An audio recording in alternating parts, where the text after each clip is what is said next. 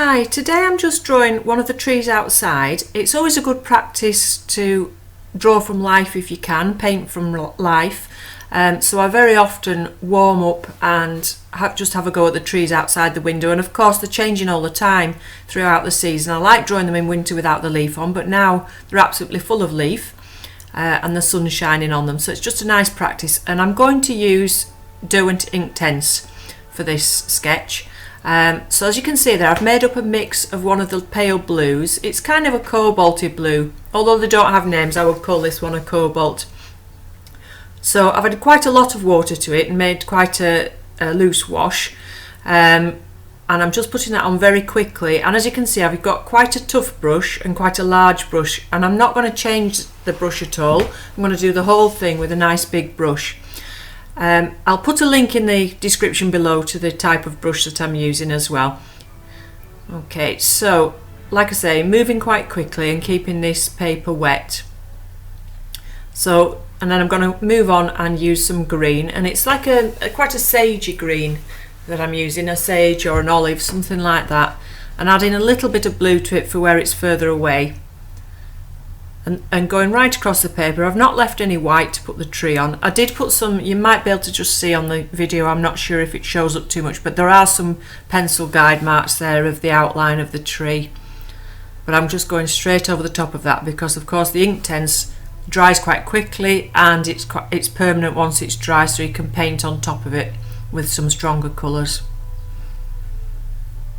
So now I'm just making a little bit more of the green, but this time I'm going to add a little bit of yellow to it to bring it into the foreground.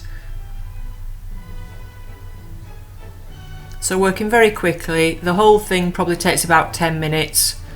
You can probably tell by some of my other videos that I usually do work quite quickly. But it's nice just to loosen up a little bit and practice your drawing skills.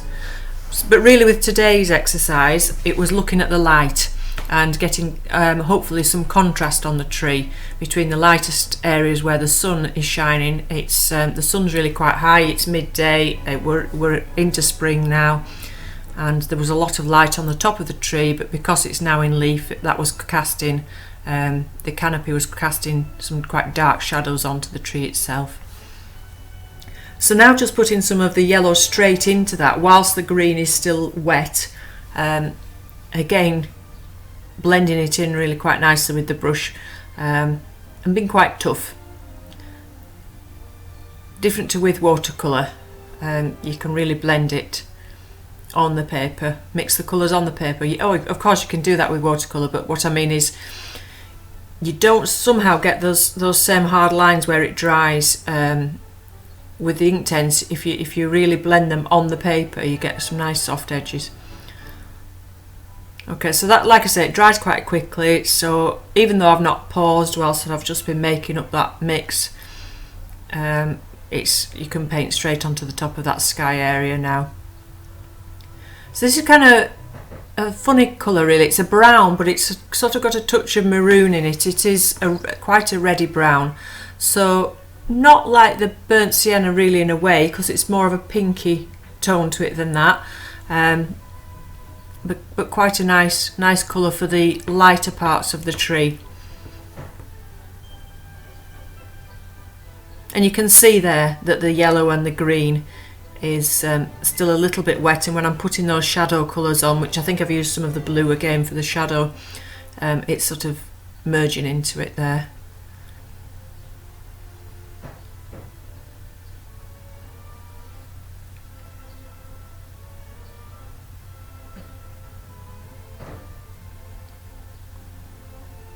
And because the tree's just outside the window, I just keep having a look at it and then looking back at the picture and looking where the shadows are going to be.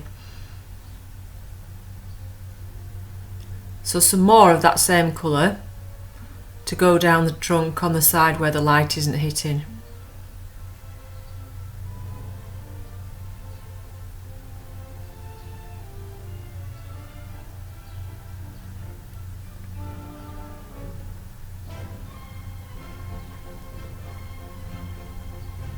And there where the canopy is going to be casting the biggest shadow. So it's just nice to get a variety between the lights and the darks. And although this is a very big brush, because it's got a nice tip on it, it comes to a nice point, you can get some nice thin lines also for the branches. Now, although I said this tree is outside the window, it's actually the best part of half a mile away, so we're not going to have masses of detail in these branches, but that's quite a nice thing. It's good to just to practice the tree shapes and get the general feel for it from this distance.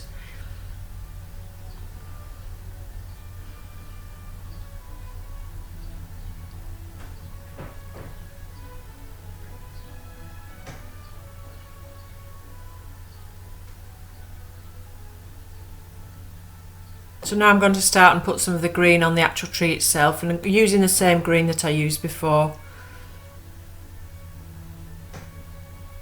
and using the side of the brush now instead of the tip to get the paper covered quite quickly. This brush holds quite a lot of paint, so it soon covers the paper there.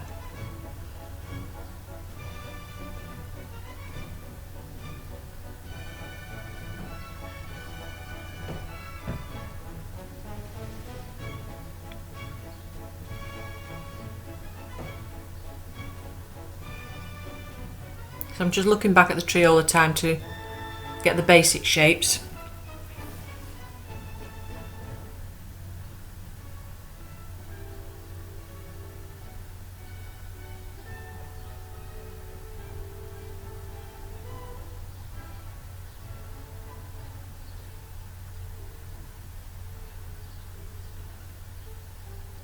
I'm now going to make up some yellow to put on the top of the tree where the light is shining the most. Like I said, it's a very sunny day, so the new leaves, because obviously it's spring, the leaves are quite young, so they're very yellow where the light's shining.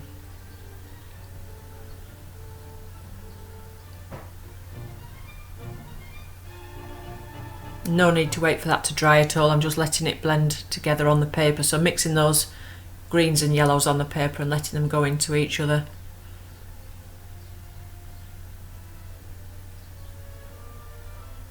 And I keep knocking the table, don't I, with my leg by the look of it, unless I'm knocking the camera tripod, I'm not sure.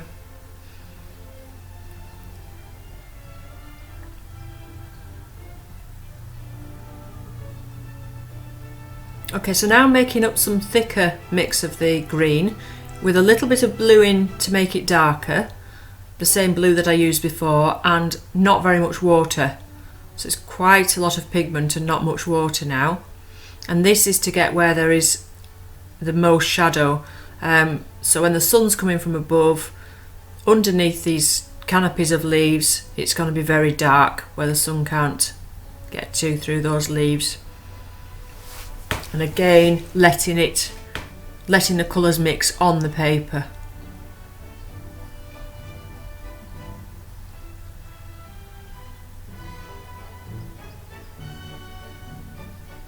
I'm going to have to try and remember not to keep kicking this tripod. It looks like I'm kicking this tripod. I'm bringing some of that colour down onto the trunk as well, again to make it slightly darker under that canopy.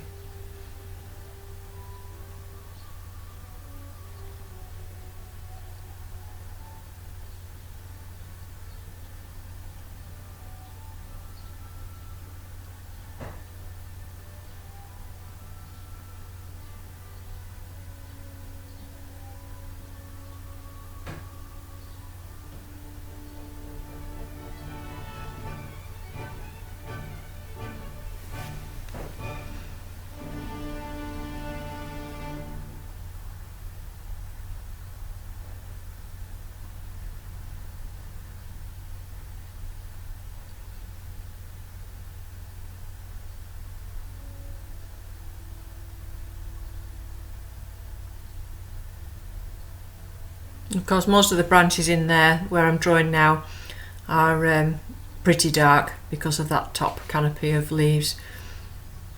I'm just putting a few extras in.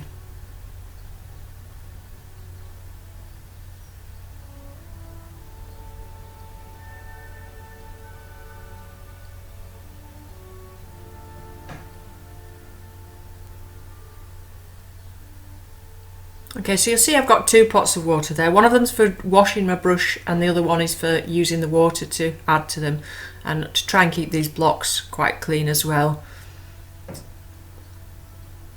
And just straightening the edge of that tree with the lighter colour that we used earlier.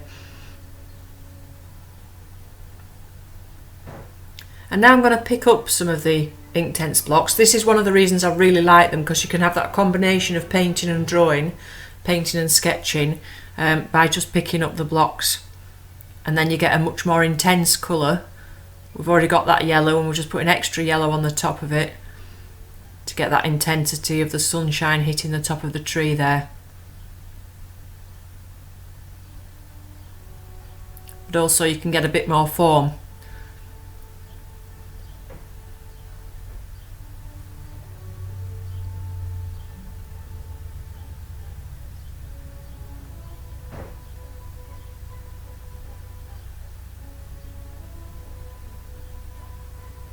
So of course this only works whilst that paint's still wet.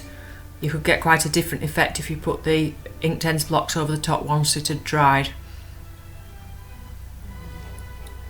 And this time I've picked the green up and putting that where the darker shadows are again. And making some sort of random shapes. Gives that impression of some shadows in amongst those leaves.